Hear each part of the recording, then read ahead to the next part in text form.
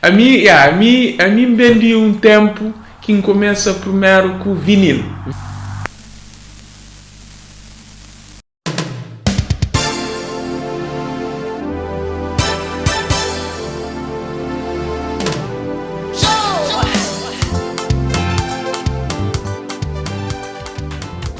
E na casa mesmo tu via música, Mora Bulimundo, Norberto Tavares, e aqueles tipos de artistas ali, que Tulipa Negra, que tu via tudo na casa. Então, é bem natural que ele mistura de base cabo-verdiano com tudo que é influência de música de mundo fora. Tá? Então, aquilo é que resulta na Cabo Swing.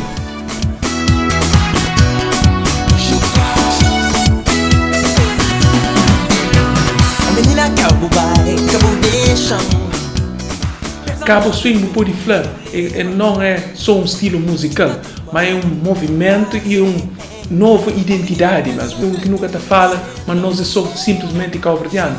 Nós é cidadãos do mundo. É isso.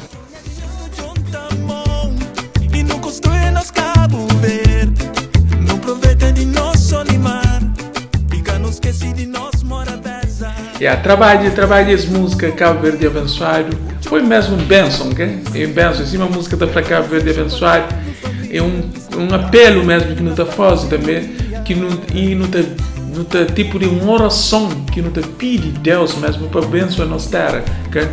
Então, que ele é muito importante e de facto quem está com Beto Dias, que Beto Dias é um artista que é muito querido também na nossa terra, que, e da íntima não tem aquele mesmo impacto também que ele na pessoas, mas que olhando como pessoas humildes, como pessoas simples, Polão é aquela resistência de aquela árvore mesmo que não tem aquela resistência, aquela força. Então nós não cremos para representar aquela também, aquele valores que nos traz sempre na música, e Beto Dias tudo traz sempre músicas positivas, músicas que fazem alguém crescer. Nunca entendi, nunca se grava, nunca compreende, nem percebe, desentendimento.